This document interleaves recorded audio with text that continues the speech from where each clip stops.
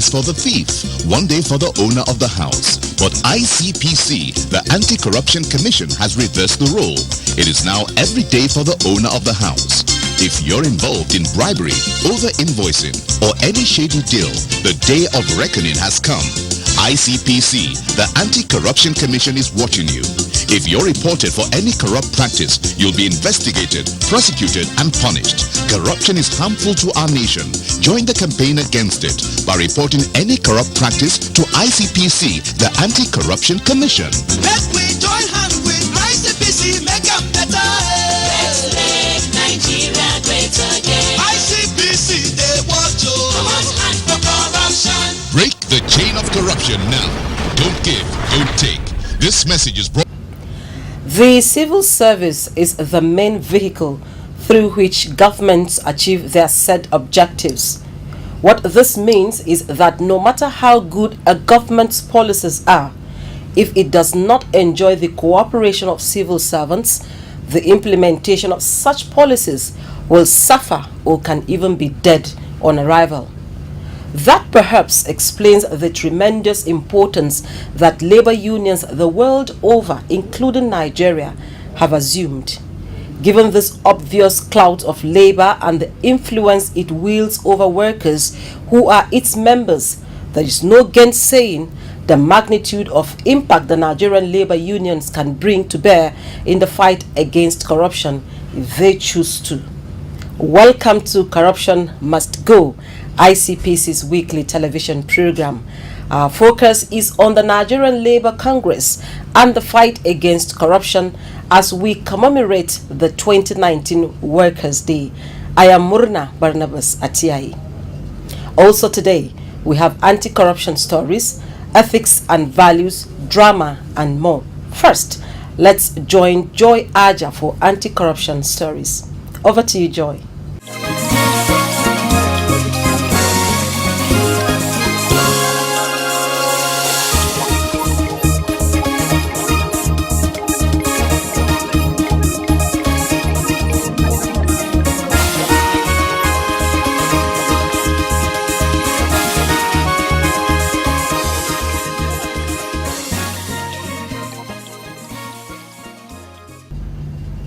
Hello viewers, thank you for joining us. I am Joy Aja with Anti-Corruption Stories. After several unsuccessful attempts due to absence in court of the accused persons, ICPC has finally arraigned the Director General of the National Broadcasting Commission (NBC), Ishaq Modibo Kawu, over his alleged involvement in the misapplication of the 2.5 billion naira seed grant for digital switchover program of the federal government. Kawu, alongside the chairman of Pinnacle Communications Limited, Mr. Lucky Omoluwa, and the chief operating officer of the same company, Mr. Dikbo Onifade, were docked before Justice Folashade Ogubanjo Giwa of the Federal High Court, Abuja. The commission, in a 12-count charge, accused them of abuse of office, money laundering, and misleading a public officer with the intent to defraud the federal government. All the three accused persons pleaded not guilty when the charges were read to them. Their counsel, A.U. Mustafa, Alex Zion, and A.V. Etuwewe, jointly prayed the court to grant them bail on liberal terms. ICPC's lawyer, Henry Emore, however, objected to the bail applications for Kawu and Omoluwa, but expressed no objection to Onifade's, saying he did not abuse his administrative bail. Emore, citing reasons for his opposition, told the court that the duo of Kawu and Omoluwa had jumped the administrative bail granted them by ICPC, and as such would likely do so again if admitted to bail by the courts. The trial judge Ogubanjo Giwa, in her ruling, admitted the accused persons to bail in the sum of 100 million naira, with two sureties in like sums. She added that the sureties must be reputable persons in the community with landed properties within Abuja metropolis. The title documents of the said landed properties must be kept in the custody of the court throughout the duration of the trial. The judge further ruled that one of the sureties must be a civil servant in the employment of the federal government on salary grade level 17, living within the jurisdiction of the court, and must also show evidence of tax payment for the last 5 years. Other bail conditions include the trio submitting their international passports to the deputy court registrar and that they cannot travel out of the country. Justice Ogunbanjo Giwa ruled that the accused persons should remain on the administrative bail from ICPC, as she gave them 10 days to perfect the bail conditions. She concluded that the 3 men would be arrested by ICPC and committed to prison custody if they failed to meet the conditions after the 10 days, and adjourned the matter for hearing.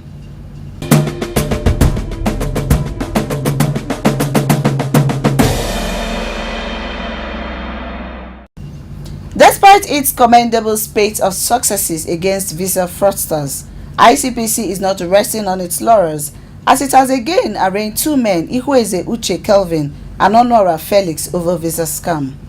The 2 men were dragged before Honorable Justice Babangida Hassan of the Federal Capital Territory High Court 35, Jabi, Abuja, on a 16-count charge bordering on forgery. Counsel to the Commission, Golden Iwagu, said before the court that Kelvin had connived with Felix to forge statements of accounts of 5 banks, namely Fidelity Bank, EcoBank, FCMB, and First Bank of Nigeria, for his clients who are now at large, to present at the Indian High Commission, Abuja, with the intent to obtain a visa. The court was also told that Kelvin allegedly forged 5 letters of recommendation for tourism visa, purportedly signed by Senator Samuel Anyanwu, with the intent to mislead the Indian High Commission in order to procure visas for his clients. ICPC further informed the court that the accused persons forged National Assembly staff identity cards. The accused persons pleaded not guilty when the charges were read to them. Their lawyers, N.M. Munsu and Ifeanyi Ajegbu, in their bail applications, asked the court to grant them bail in liberal terms, pending the final determination of the case. Justice Hassan, while ruling on the bail applications, granted each of the accused persons bail in the sum of 2 million naira and a surety in like sum. The sureties must not be below grade level 12 in the employment of the federal government and must be resident within the jurisdiction of the court. That will be all on this segment. Corruption Must Go continues with Muruna. Stay with us.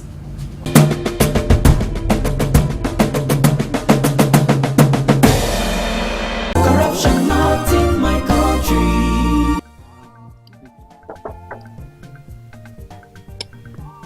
Well, this whole front section is gone, so you need to replace the whole front. No, it's just the bumper that needs. No. Let me be the judge of that. Wells. The paint here is off, so you need to repaint the whole car. The whole car. It's just a scratch. That is the report that will be given to the insurance for your claim, unless you. There's one guy. Yes. Is that your phone? Oh yeah, it's my phone. Hello, FI Insurance. Huh? Please, I want to complain about one of your inspectors here. He's begging me now. Don't beg me. He's asking for a bribe. This corruption, not in my country. Bomba. Stop corruption now. Corruption not in my country. The Nigerian Labour Congress is known to have played very critical roles in the history of Nigeria, sometimes leading nationwide protests against draconian and anti-people government policies like the several arbitrary hikes in the prices of petroleum products by successive regimes. Even in the darkest days of military dictatorships, when many activists abandoned the struggle for democracy, Labour stood by the people.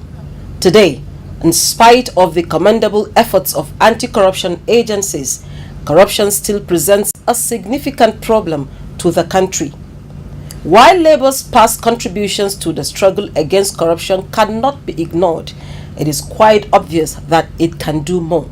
The natural question therefore arises, what more can Labour do to help rid Nigeria of corruption? Corruption must go, spoke to the NLC president, Comrade Ayuba Waba. This was what he had to say. We have actually done a lot of policy advocacy, particularly about how to strengthen some of our laws, because the laws are so weak. In many countries, the annus of proof is on you that is alleged, but in our own law, you are deemed to be innocent except proven by the person alleging you.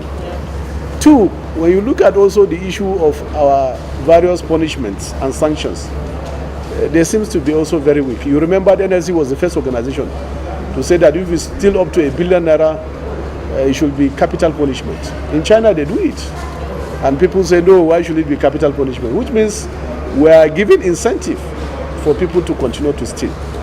And therefore, we have championed the issue of advocacy, the issue of reviewing our laws, including sanctions. I'm aware that about 4 bills are pending at the National Assembly, which will strengthen the anti-corruption fight, and most of them are part of the recommendations we have made in the past. And therefore, going forward is for us to ensure that those laws are actually passed into law, they are enacted, and they are made to be operational. I know for sure that some of our elites, because they are the major beneficiaries of corruption, they will not be interested in pushing some of those reforms. But it will be our responsibility as Nigerians, as the Nigerian Labour Congress, to continue to ensure that we push for reforms that will make for a better society. Because clearly you can see that we have actually not made substantial progress in addressing the issue of corruption. Corruption is still a systemic issue, and it's still an ongoing issue, and you still hear a lot of informations about how funds are being diverted and stolen, and a lot of other devices. You have even seen of recent, even in our electoral process, issues of corruption are cropping in, where people now buy votes, and a lot of other tendencies that have actually undermined also the electoral system. If the process is corrupt, certainly the outcome, the leaders will also be corrupt, and therefore a corrupt leader cannot be able to fight corruption. So clearly those are the issues, and therefore NLC will continue to be very consistent as an organization that believes that certainly there should be prosperity for all, and at least we are not a poor nation. We have more than enough. It's just how to manage these resources. So clearly speaking, from the level of advocacy, from the level of enactment of laws, from the level of whistleblowing, and from the level of exposing corrupt practices and tendencies, at these 3 levels, NLC will continue to be very proactive, and also partnering with anti-corruption agencies like the ICPC and the EFCC. We have collaborated a lot, and certainly will continue to do that. We'll continue to lend our support. We'll continue to have rallies. We'll have to continue to have sensitization until we're able to reduce corruption to its barest minimum. At this juncture, it's important to note that Labour can only achieve success in the struggle against corruption if the workers themselves also resolve to participate. It is in view of this that our CMG crew sought to know from some workers what personal contributions they have made to the country's anti-corruption campaign. As a Nigerian worker, I work with youth, I work with the NYSC. So I try as much as possible to work with integrity. I know that I'm a role model to many of the youth that I work with. So I work with integrity. I make sure I don't do what I know is not right. I know they're looking up to me. I know that I'm a role model. So I try to show good example in all that I do. And secondly, when we meet with core members, I talk to them every week, talk to them about the policies of Nigeria and the things that they need to do, what is expected of them as youth in Nigeria. Thank you. And now, as we celebrate the Nigerian workers, they come May 1st, what are your expectations from the NLC and the Nigerian government? I expect NLC to work in harmony with the Nigerian government. I expect them to be open to dialogue. I don't expect all the time that we go into industrial actions, but dialogue is always the key.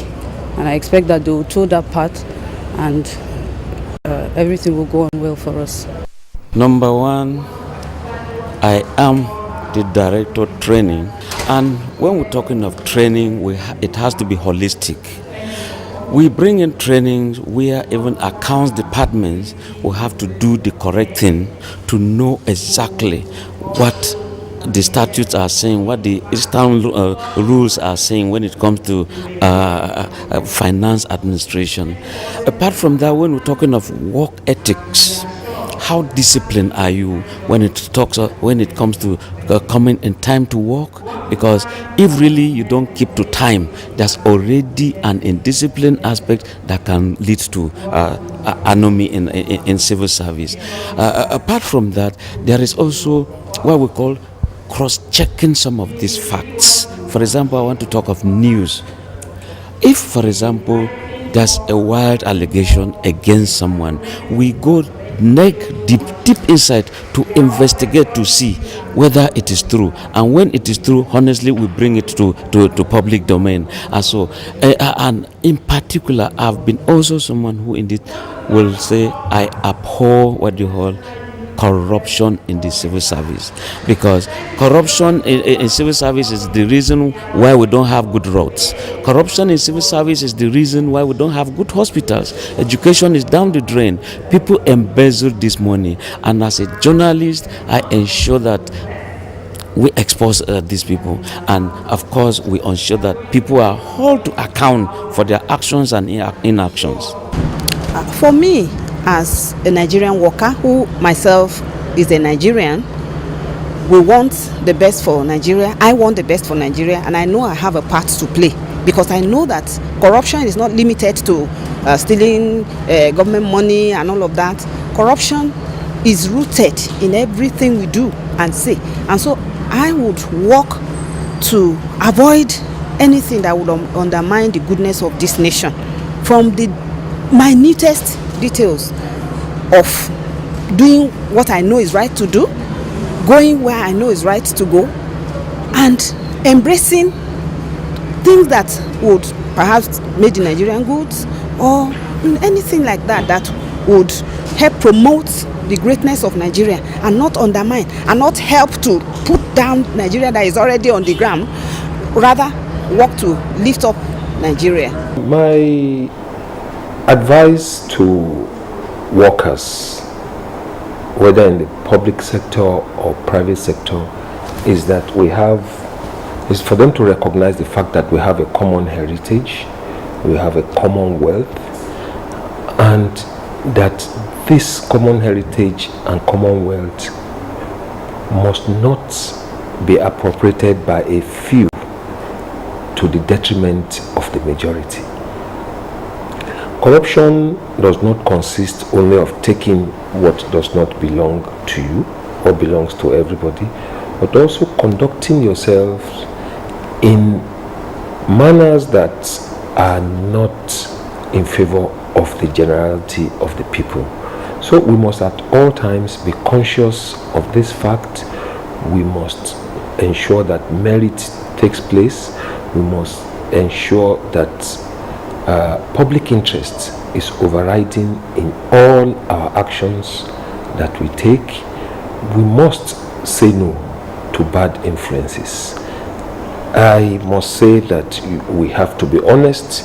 We have to say no to corruption in all ramifications. This is corruption must go. I thank you.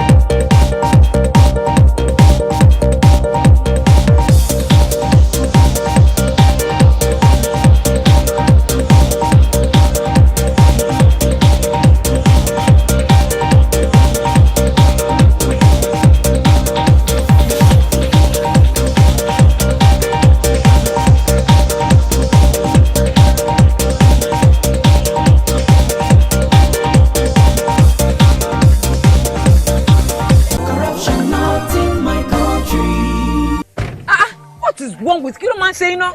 Tẹ́tẹ́ wa dúró for more than 1 hour. Ìyá mi, ọ̀rọ̀ yín náà ni mò ń ṣe. Ọ̀rọ̀ yín náà ni mò ń ṣe. Ká kúrò fún Ọlọ́run.